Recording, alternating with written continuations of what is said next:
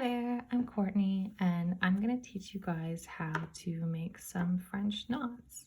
I have all my materials here. I have my snips, I have a needle here. I've already threaded it with 2 strands of embroidery floss, and then I have my prepaid fabric.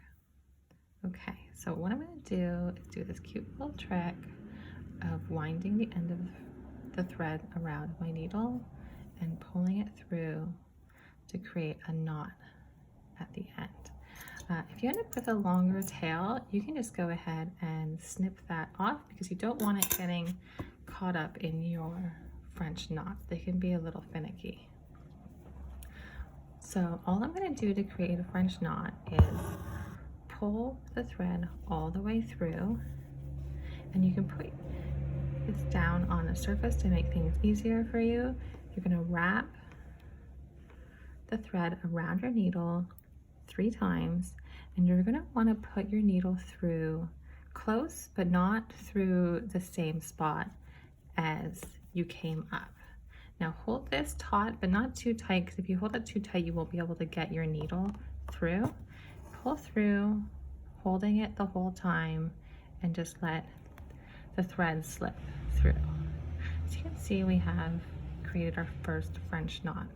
So I'm going to show you guys that again. So all I'm doing is pulling up, wrapping the thread around the needle 3 times, and going back in close to but not directly in the same spot that I pulled the needle up. You're holding taut but not tight, pulling your needle through and letting it come all the way through.